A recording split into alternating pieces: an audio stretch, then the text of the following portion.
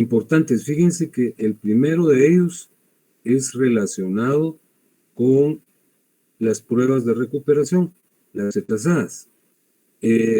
Fíjense que por una disposición, bueno, sorprendente de las autoridades, hay que remitir al profesor correspondiente las constancias de pago, pero están siendo remitidas de una manera anárquica y un tanto desordenada, por la vía del WhatsApp y por la vía del correo, y algunas no sabemos a cuál de las dos pruebas aluden. Entonces el petitorio es de que las personas que se encuentren en esa situación remitan su constancia a Classroom, por favor. Ustedes entran con su código, ahí hay 2 rubros, 2 ámbitos, 2 apartados, como que si fueran tareas, ¿verdad? Entonces, está la de la primera prueba de recuperación y la segunda. ¿Qué tal, Fernando? Me da mucho gusto saludarlo y verlo. De igual forma a Ingrid y Johanna. Mucho gusto, Ingrid. Bienvenida. Un gusto, licenciado. Buenas noches, compañeros. Mucho gusto. Igual a Brandon, ¿verdad? Yo creo que no me oyó Ingrid y Johanna, pero la saludamos de nueva cuenta. Sí, creo que no me escucha. Gracias, Alex. Feliz noche. Ah, vale, muy bien. Igualmente. Bueno, pues entonces les comento que por favor remítanlo a Classroom para que nosotros tengamos la posibilidad de ordenarnos, de organizarnos y que no haya ningún inconveniente ni ningún problema. Por favor, lo voy a repetir cuando concluya la clase. En la última reunión en que estuvimos conversando, abordamos el tema de la propiedad horizontalmente dividida y expusimos lo que estoy reiterando el día de hoy. Fíjense que en la expresión propiedad horizontal hay una contradicción en términos, ¿verdad? Una contradicción. La propiedad que se identifica como horizontalmente dividida realmente debería llamarse vertical porque son edificios que se alzan, ¿verdad? La propiedad horizontal tendría que ser la que sigue la línea del horizonte, las propiedades o inmuebles chatos que son solo de un nivel, pero dijimos que hay una problemática que ya aceptamos, ¿verdad? Porque nadie nos da una explicación por qué se le llama propiedad horizontalmente dividida, que contraría el sentido común. Luego hablamos de la historia, que a eso nos circunscribimos en la clase anterior. Dijimos que algunos ubican el origen de la propiedad horizontal en la misma prehistoria, cuando las personas, la humanidad, se guarecía en las cavernas para escapar de la intemperie, de las vicisitudes del clima y de los animales feroces, ¿verdad? Entonces, las cuevas, dijimos, tenían varios estamentos, varios niveles, y según algunos autores, ese es el origen de la propiedad horizontal. Lo cierto del caso es que donde encontramos ya presencia de la propiedad horizontal, aunque no se le denominaba así, es en las culturas de la Edad Antigua, particularmente en Mesopotamia y Babilonia. Hablamos de los jardines colgantes de Babilonia, de los sigurat, ¿verdad?, tan impresionantes, y de una referencia bíblica que fue la Torre de Babel. Pero realmente existieron manifestaciones arquitectónicas de este tipo en Grecia, en Egipto y por supuesto en Roma. Precisamente en Roma, algunos autores y nosotros señalamos a uno de ellos, que es el profesor Manuel Batlle.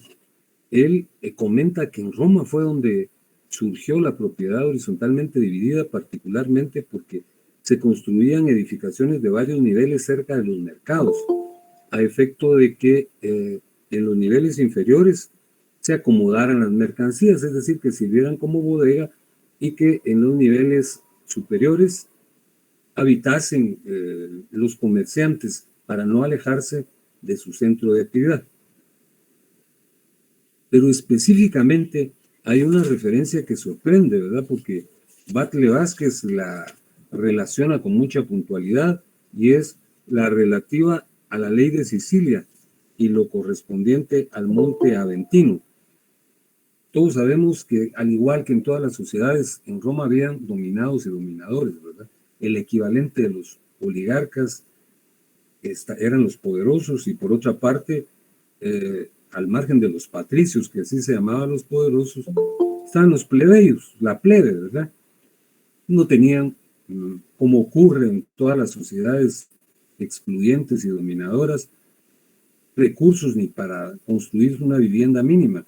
Entonces les hacen un obsequio, entre comillas, en el Monte Aventino, y la plebe, los plebeyos, hacen edificaciones de varios niveles a efecto de que las ocupasen conjuntamente, pero no las hicieron por una abolición particular, ¿verdad? Sino que no tenían recursos, unificaron sus esfuerzos pecuniarios y físicos e hicieron esas construcciones.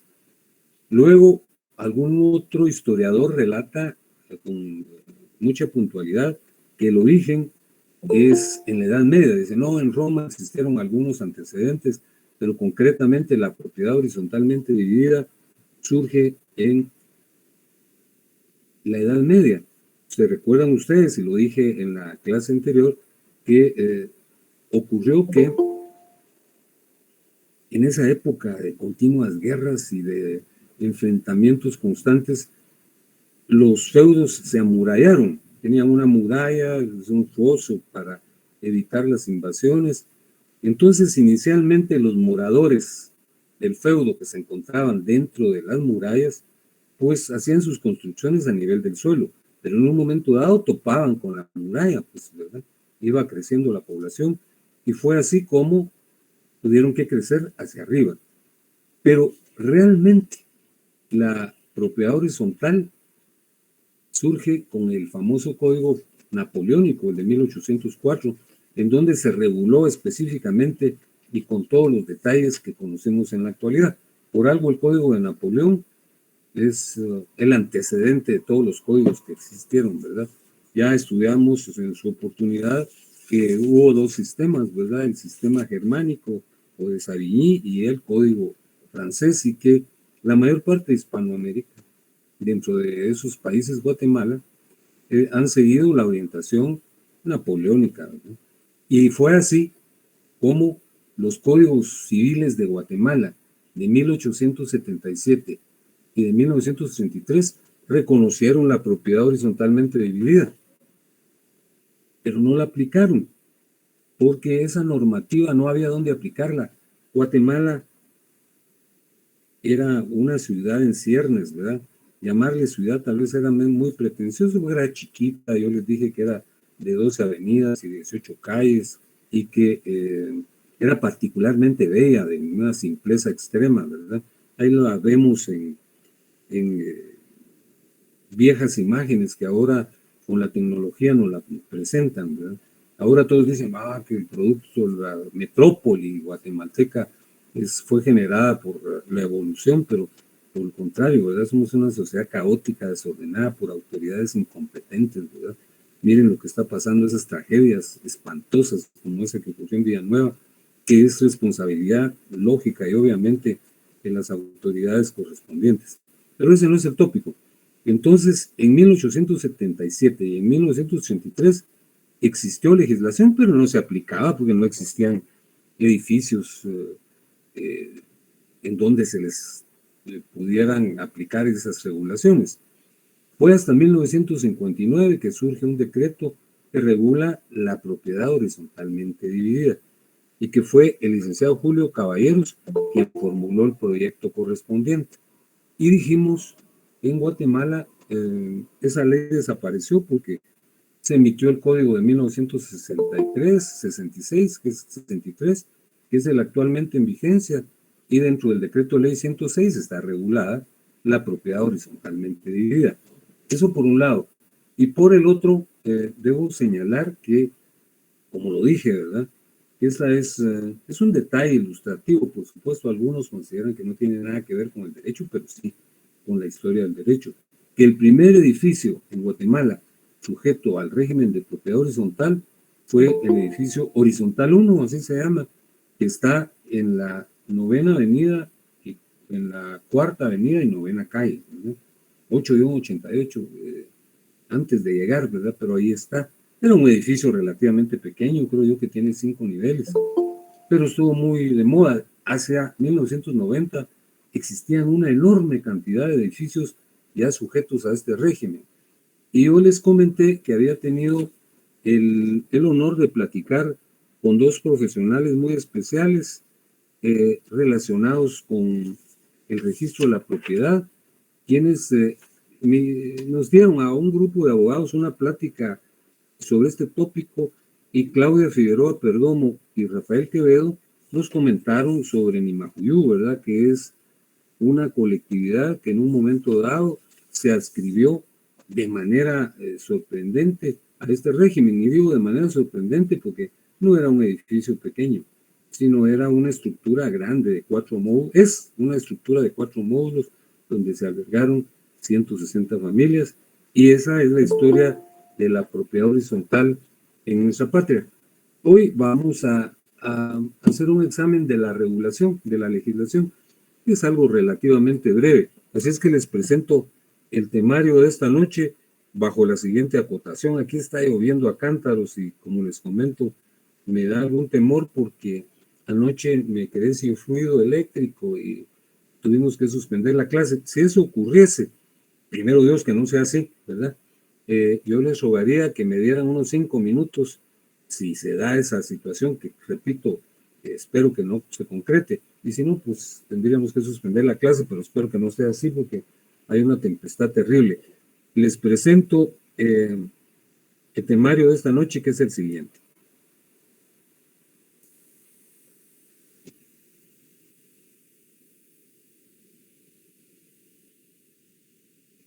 Ya lo tienen a la vista, ¿verdad? Ya, licenciado. Dale, gracias. Muchísimas gracias. Fíjense que primero vamos a hablar sobre la naturaleza jurídica de la propiedad horizontal. Es el tema número 1. Ya explicamos que la naturaleza jurídica de una institución se refiere a su sustancia, a su esencia, a que es, en alguna oportunidad hicimos alusión a un río, ¿verdad? ¿Qué es un río? Es una corriente de agua que nace en un punto y va a dar al mar o a otro río o a un lago. Entonces su esencia es que es una corriente de agua. Esa es su naturaleza. Y si hablamos de la naturaleza de una montaña, pues una montaña es una elevación de tierra cubierta de vegetación. Entonces su naturaleza es esa. No se puede confundir un río con una montaña, ¿verdad? O una isla, dijimos, ¿verdad? Una isla es un conjunto de tierra rodeado de agua. ¿Cuál es su naturaleza? Esa. Es un conjunto de tierra rodeado de agua. Esa es su sustancia, su esencia, lo que la distingue de otras.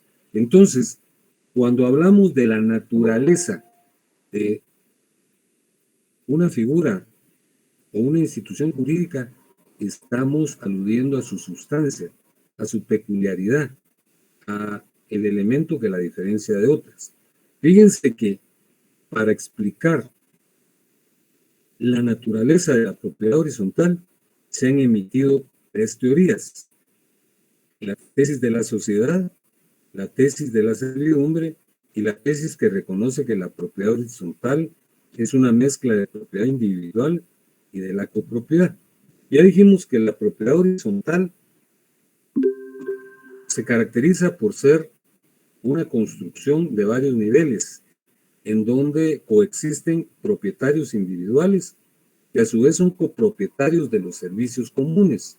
Por ejemplo, una persona tiene un apartamento en un edificio, él es el propietario de ese apartamento, pero es copropietario, por ejemplo, del parqueo, por ejemplo, de los ductos de basura, de los tendederos, de los elevadores, de las gradas. ¿Cómo se explica eso? Pues para la primera tesis, de una manera simplista, la respuesta es que la propiedad horizontal es una sociedad, que los propietarios de los apartamentos son socios. Pero no es así, ¿verdad? Porque la sociedad es una estructura muy especial. Implica la observancia de ciertos requisitos como el aporte para existir. Entonces esta tesis no es aceptada. Luego dicen que la propiedad horizontal es una servidumbre. La servidumbre es un derecho que nosotros vamos a estar examinando probablemente en unas dos sesiones de clase más, cuando hablemos de los derechos reales de mero goce, donde está precisamente el usufructo, el uso, la habitación y la servidumbre. En la servidumbre intervienen dos inmuebles, uno que le sirve al otro. El que presta el servicio se llama predio sirviente y el que recibe el beneficio, predio dominante. En alguna oportunidad les ejemplifiqué y lo traigo a cuenta ahora. Imaginémonos que hay dos fincas, la finca A y la finca B. La finca B tiene acceso a la carretera de manera fácil. Sale directamente a la carretera, pero la finca A tiene que dar una enorme vuelta por caminos peligrosos y en mal estado, como están todos los caminos en nuestro país. Entonces no solo corre el riesgo de que asalten los camiones, sino se van deteriorando con suma facilidad. Entonces el propietario de la finca A le dice al propietario de la finca B, mira, yo te pago y me das permiso para salir por una parte de tu propiedad directamente a la carretera. Tú me haces ese servicio. Está bien, constituyamos una servidumbre de paso. Entonces el predio sobre el cual se constituye la servidumbre de paso se llama predio sirviente. Y la finca A, que es la que le va a utilizar, se llama predio dominante. Pues de la misma manera se pretende explicar la propiedad horizontal. El propietario del primer piso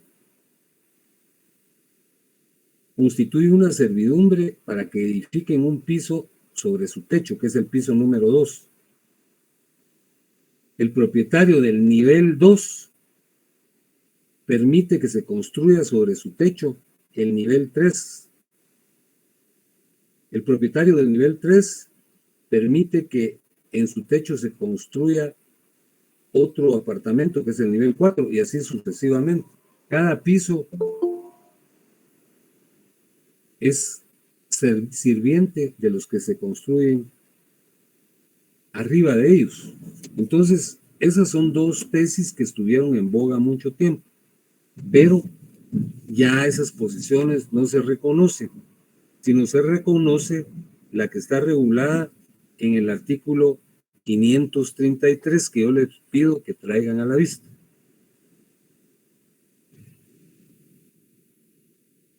¿Ya lo tienen a la vista? ¿Cuál link, perdone? 533, 533. Listo, licenciado. Bueno, muy bien. Vean lo que dice este artículo. Propiedad singular y condominio. Cada titular es dueño exclusivo de su piso y copropietario de los elementos y partes comunes del edificio total. Luego dice, son elementos comunes, además del terreno, las cosas necesarias para la seguridad, conservación y servicios generales para el uso y goce de todo el inmueble y de cada planta. Entonces, si les preguntan, como yo les voy a preguntar en el examen final, ¿cuál es la naturaleza de la propiedad horizontal? Ustedes tienen que mencionar que es una mezcla de la propiedad individual y de la copropiedad. Y si les preguntan por qué, ustedes tendrán que afirmar que cada propietario tiene potestad individual sobre el piso que le corresponde o sobre el apartamento que le corresponde, pero es copropietario con los demás de los elementos comunes como las gradas, los elevadores, los parqueos, los tendederos, etc. Y entonces, de estas tres tesis que pretenden explicar lo relativo a la naturaleza jurídica de la propiedad horizontal, nosotros tendremos que relacionar que la tesis que se acepta es esta última, la del 533, que la propiedad horizontal es una mezcla de la propiedad individual y de la copropiedad, tal y como lo relaciona el 533, no es una sociedad ni es una servidumbre, sino es una mezcla de la propiedad individual y de la copropiedad. Bueno, ahora, ¿cómo se origina la propiedad horizontal? Esto está en el 529, y yo les pido que lo leamos, por favor, artículo 529. ¿Ya lo tienen a la vista? Sí, Muy bien. Muy bien. Artículo 529 dice, cómo se origina la propiedad horizontal. Luego dice, el régimen de propiedad horizontalmente dividida puede originarse A, cuando el propietario o los propietarios comunes de un edificio decidan someterlo a este régimen para efectuar cualquier negocio jurídico con todos o parte de sus diferentes pisos, una vez que se haya inscrito en el registro de la propiedad como fincas independientes. B, cuando una o varias personas construyan un edificio con el mismo propósito. Y C, cuando en disposición de última voluntad se instituyan los herederos o algunos de ellos como legatarios de piso de un mismo edificio susceptible de propiedad horizontal. Es decir, el ejemplo creo que es lo que ocurre en la actualidad. Cada vez se construyen edificios, ¿verdad? Porque hay un déficit de vivienda enorme. Ustedes adviertan que se han construido edificios de una manera sorprendente, ¿verdad? Y en los edificios, esos propietarios han decidido que cada nivel o cada apartamento se le venda a una persona en particular, ¿verdad? Entonces, yo quiero vivir cerca de mi trabajo o no tener estas angustias de andarme transportando todos los días con las penalidades del tráfico, ¿verdad? Y levantándome de madrugada, entonces voy a comprar un apartamento. Yo voy a ser el propietario del apartamento. Entonces, ¿cómo se originó? Se originó porque los propietarios construyeron un edificio con esa finalidad, ¿verdad? Pero también se puede constituir por disposición de última voluntad. En la otra clase, alguien me preguntaba, o nos contaba, mejor dicho, que él quiere constituir una propiedad horizontal sobre una construcción que él tiene de 2 niveles, y el primer nivel se lo quiere dejar a su hija y el segundo a su hijo. Entonces, él preguntaba que si se podía, sí se podía, siempre y cuando, como dice el literal A del artículo 529, la parte de los diferentes pisos se tienen que inscribir como fincas independientes en el registro de la propiedad, lo cual conlleva algunas peculiaridades, ¿verdad? Porque así tiene que ser, como lo vamos a ver al leer el artículo 531, que dice cómo se constituye la propiedad horizontal. Por favor, lean. ¿Ya lo tenemos a la vista? Licenciado. Muy bien. Entonces ya tenemos que unas personas quieren hacer negocio construyendo un edificio, ¿verdad? Y vender los apartamentos o los niveles. Ya lo decidieron, pero solo con que lo decidan no se ha constituido la propiedad horizontal. Ahí existe el propósito de constituirla, pero tienen que acudir con un notario y el notario va a redactar una escritura pública. En un momento dado, ustedes van a cursar una importantísima materia que es derecho notarial, que nosotros obtenemos los títulos profesionales de abogado y de notario. Los notarios son fedatarios que damos fe de los actos y de las circunstancias que se desarrollan en nuestra presencia y hacemos constar los negocios, los contratos que se celebran en un documento específico que se llama escritura pública. Las escrituras públicas se redactan en un papel especial, que es el papel de protocolo que venden en finanzas solo a los notarios. Entonces, si estas personas deciden o ya construyeron el edificio, pero quieren constituir el régimen de propiedad horizontal, tienen que observar los requisitos que se detallan en el artículo 531. Veamos, dice, la escritura constitutiva debe contener los requisitos siguientes. Primero, declaración del propietario o propietarios de someter a este régimen el inmueble de su propiedad. Segundo, situación, medidas y colindancias del terreno, así como una descripción total del edificio y mención de sus servicios de agua, electricidad y cualesquiera otros de los que goce. Tercero, descripción de cada piso con los datos que sean necesarios para su identificación. Cuarto, el valor del inmueble y el de cada piso. Quinto, descripción de los elementos y partes comunes del edificio y de los elementos y partes comunes limitados a las unidades independientes.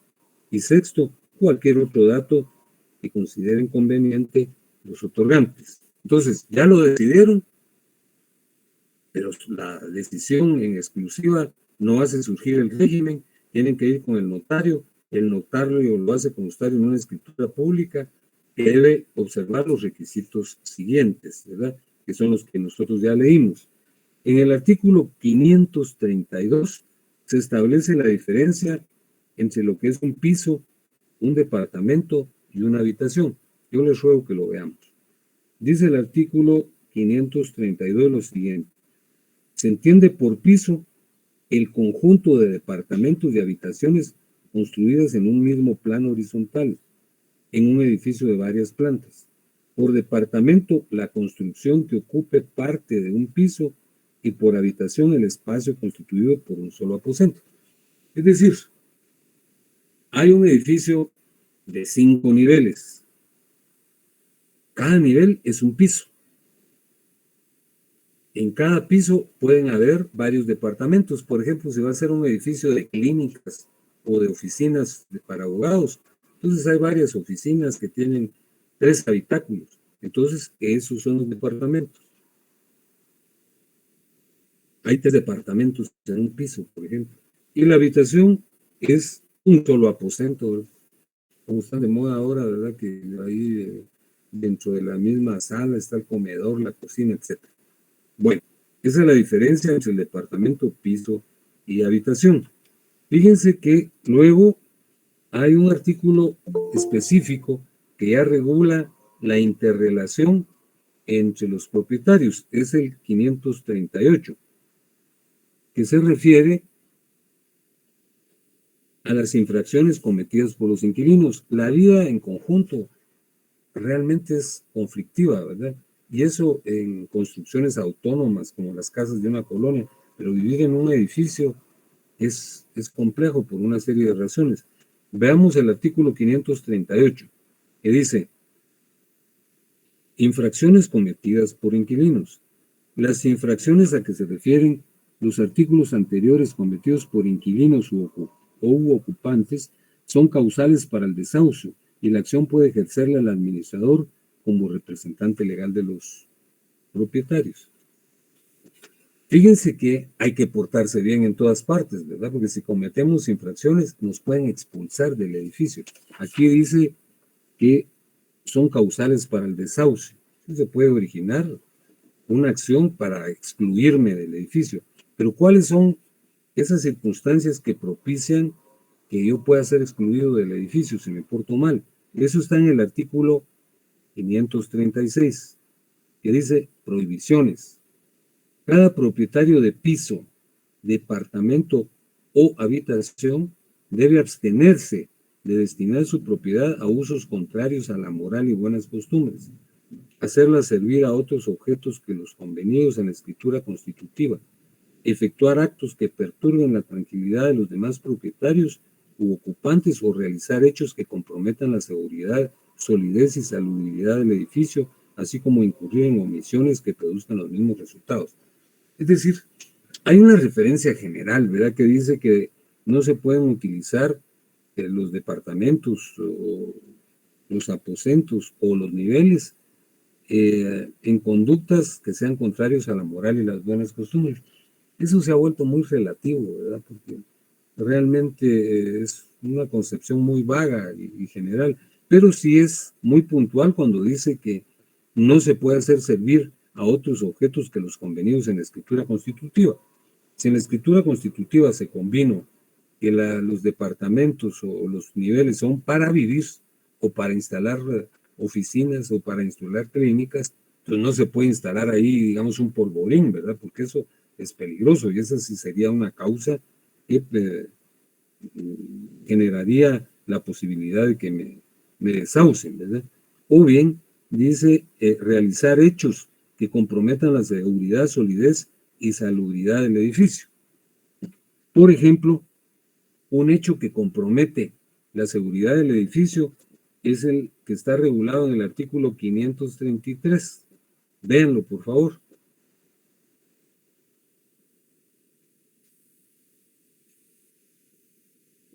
¿Ya lo tienen a la vista? Sí, licenciado. El Sí. 530. No, perdón, se los dije mal. Es el 539. Por favor, vean. Disculpen. Estamos hablando de conductas que alteren la seguridad del edificio. Dice el 539, prohibición a los dueños del primero y último pisos. El propietario del último piso, departamento o habitación situados en la planta alta, más alta, no podrá elevar el nivel de dicha planta sin el consentimiento unánime de los demás propietarios y la autorización municipal respectiva. Sin cumplir esos mismos requisitos, el propietario de la planta baja o del subsuelo o de departamento o habitación situados en los mismos no podrá hacer sótanos o excavaciones de ninguna especie. Es decir, esa es una conducta que compromete la seguridad del edificio, ¿no? Que el edificio está construido dentro de ciertos cánones que le dan consistencia y equilibrio. Pero si el que vive en el último piso le quiere agregar un piso o dos pisos más, va a provocar un desbalance que puede generar una hecatombe, ¿no? Y de igual forma, el que vive en el piso bajo no puede andar haciendo excavaciones y más sótanos para evitar que haya algún problema o algún inconveniente socavando los cimientos, ¿verdad? Entonces, si se inobservan estas prohibiciones, pues se puede pedir lo que dice el artículo 538, que es el desahucio de esas personas, ¿verdad? Fíjense que la verdad es que hay por ahí una referencia que a manera de refrán dice que 2 cabezas piensan más que una y que 5 cabezas piensan más que una, pero eso no es verdad. Regularmente cuando hay un connubio de opiniones y de criterios diferentes, regularmente hay desorden, ¿verdad? Salvo que haya alguien que coordine la emisión de diversas opiniones, ¿verdad? Y en los edificios de este tipo generalmente hay muchos problemas porque es menester que haya alguien que coordine las actividades. Entonces, precisamente para evitar ese desorden, se nombra generalmente un administrador del edificio, tal y como lo señala el artículo 547. Y yo les pido que lo vean, por favor.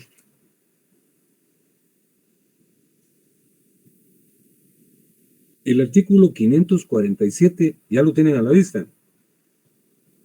Sí, Sí, licenciado. Sí, licenciado. Muy bien, dice, administración del edificio. Los edificios sometidos al régimen de propiedad horizontal deben ser administrados por la persona que designe la mayoría de propietarios. El administrador ejercerá su cargo con sujeción a las disposiciones que debe contener el reglamento de copropiedad y administración. Es decir, a efecto de que proliferen opiniones y criterios y que se genere confusión, pues entonces para centralizar las determinaciones se nombra un administrador. Lo nombran todos los propietarios. Por supuesto que puede ser uno de ellos, ¿verdad? Que se designe a uno de ellos. Pero lo más conveniente y adecuado es que se designe a una persona que no tenga un vínculo directo con la propiedad, porque a veces se le acusa cuando es uno de los propietarios que asume decisiones para favorecerse a sí mismo o para favorecer a las personas que ocupan departamentos en el piso en donde él vive. Entonces, hay un reglamento de copropiedad, la asamblea de propietarios redacta un reglamento, ahí se establece cuáles son las obligaciones y deberes del administrador. El administrador tiene las facultades, están contenidas en el artículo 548 y 549. Dice el 548, facultades del administrador. El administrador es el representante legal de los propietarios en todos los asuntos judiciales o extrajudiciales comunes relacionados con el edificio, sea que se promuevan a nombre o en contra de ellos. Por ejemplo, si hay una omisión en el pago de impuestos, quien tiene que arreglar eso no es cada uno de los propietarios, sino va el administrador, que tiene además las facultades que están contenidas en el artículo 549, que dice: el administrador tendrá las facultades generales que la ley otorga a todo mandatario y las que requieran cláusula especial que se le confieran por el reglamento de copropiedad y administración o en disposición tomada por los propietarios con voto favorable de la mayoría. Es decir, el representante, el mandatario, es el administrador y él está facultado para que no vayan todos. Hay un reclamo en contra de los propietarios del edificio, entonces acude el administrador. O los propietarios del edificio quieren hacer un reclamo, entonces él es el que lo formula, ¿verdad? Fíjense que puede ocurrir, ¿verdad? Sobre todo en una zona de sismos como este país, en donde, pues qué sorprendente, ¿verdad? Todas las tragedias que han ocurrido en este invierno, desde deslizamientos, derrumbes, hundimientos. Es muy viable que eso también obedezca en alguna medida, parte del descuido de las autoridades, que obedezca, digo, a circunstancias geológicas, a fallas, ¿verdad? Puede ser que se afecte un edificio y que el edificio se derrumbe, ¿verdad? Entonces, ¿qué va a pasar con todos los propietarios? Solo queda el terreno, ¿verdad? El edificio se derrumbó. Entonces van a distribuir una parte del terreno entre cada uno de los 90 propietarios. Pues le tocaría a cada uno un palmo del tamaño de un ladrillo. Entonces eso no es lógico.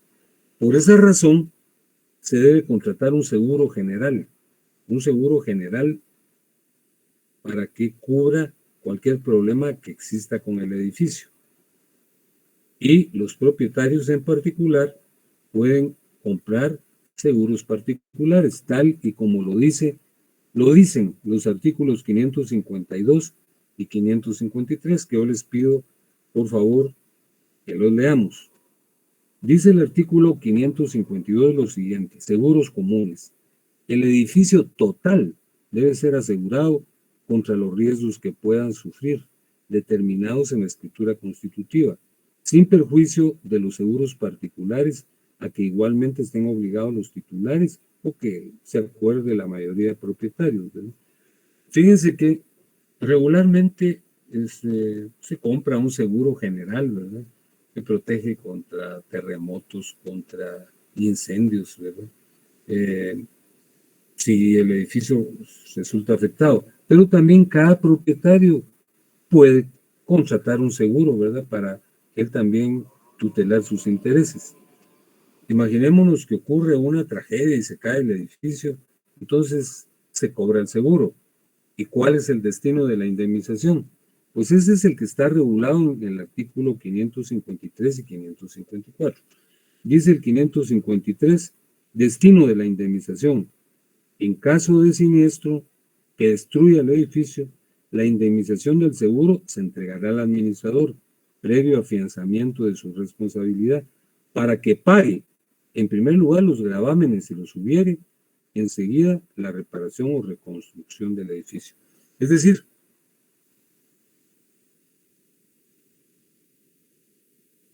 ya hay un administrador designado. Entonces, él recibe la indemnización. Pero para evitar alguna circunstancia que pudiera ocurrir, ¿verdad?, y que posibilite que él haga un fraude con la indemnización, él tiene que garantizarla con una fianza, a su vez, ¿verdad?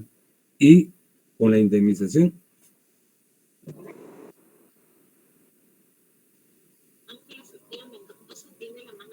Muy bien. Ángela tiene la palabra, por favor. Perdone. Ángela Sofía. Disculpe, licenciado, se me activó. Perdón. Vaya. Muy bien, Angelita, no tenga cuidado. Oye, sí. Muy bien, entonces señalábamos que el administrador cobra la indemnización y garantiza que va a hacer uso de la misma. ¿Y en qué la va a destinar? Pues va a pagar los gravámenes, es decir, las deudas que existan. Y luego va a promover la reparación o reconstrucción del edificio. O sea, el edificio se dañó severamente, pero no se derrumbó, entonces hay que corregir esa situación. O bien hay que reconstruirlo. Pero puede ocurrir lo que dice el artículo 554. Si la indemnización no alcanzara a cubrir los gastos de reconstrucción, el costo adicional se debe satisfacer por los titulares perjudicados por el siniestro en proporción al valor de su propiedad, salvo lo que dispongan en cada caso los propietarios afectados. Fíjense que puede ser que la afectación del edificio sea parcial, ¿verdad? Que se afectaron algunos niveles, ¿verdad? Entonces, se cobra el seguro, pero no alcanza para la reparación. Entonces, debe completar esa inversión todos y cada uno de los moradores que resultaron afectados. Parece un poco injusto, pero así lo establece la ley, ¿verdad? Y con toda claridad. Y finalmente, hablemos de la extinción del régimen. ¿Cómo concluye el régimen de propiedad horizontal? Eso lo regula el artículo 555 que dice extinción del régimen. El régimen de propiedad horizontal puede extinguirse por resolución expresa de los dueños de unidades singulares del edificio tomada con el voto de las 2/3 partes del total de propietarios. Sin embargo, la minoría inconforme con esta determinación puede adquirir las unidades singulares de los que hayan votado por la extinción del régimen a efecto de mantenerlo. Fíjense que en un momento dado es que realmente vivir en un edificio, salvo que las personas sean muy civilizadas y responsables, es bien complicado, ¿verdad? Yo no he vivido así, pero mi oficina está en un edificio, ¿verdad? Entonces, venturosamente todo camina bien, pero algunas decisiones resultan verdaderamente sorprendentes, ¿verdad? Algunos no quieren pagar alguna cosa y entra uno en mora, aunque no tenga nada que ver con esas particularidades, ¿verdad? Entonces, puede ser que en un momento dado un grupo de los propietarios decida poner fin al régimen y ocurre que los que no quieran ponerle fin pueden adquirir, pueden comprar los apartamentos o los pisos de quienes sí quieran concluirlo. El artículo lo resalta de una manera breve, en unos cuantos renglones, pero en la práctica eso es muy complicado, ¿verdad? Porque andar comprando apartamentos con el valor que tienen ahora se necesita un enorme peculio, ¿verdad? Pues ese es el tópico final de la charla de esta noche. El día jueves vamos a abordar un tópico que, fíjense que sorprendentemente fue excluido del programa, que es el de la propiedad intelectual.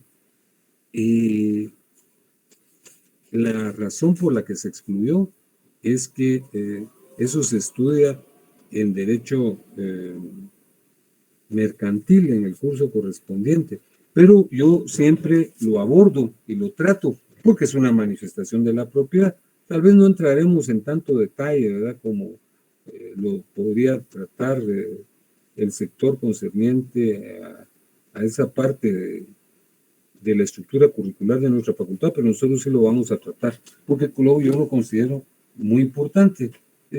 Como les repito, con esas especificidades de ese curso, probablemente no lo abordemos, pero sí lo vamos a tratar. Así es que esta noche no les voy a formular preguntas y deseo que descansen.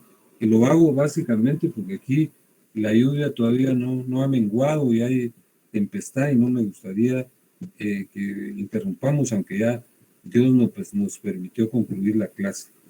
Así es que los saludaré de nueva cuenta pasado mañana, el día jueves, para abordar el tópico que les señalo.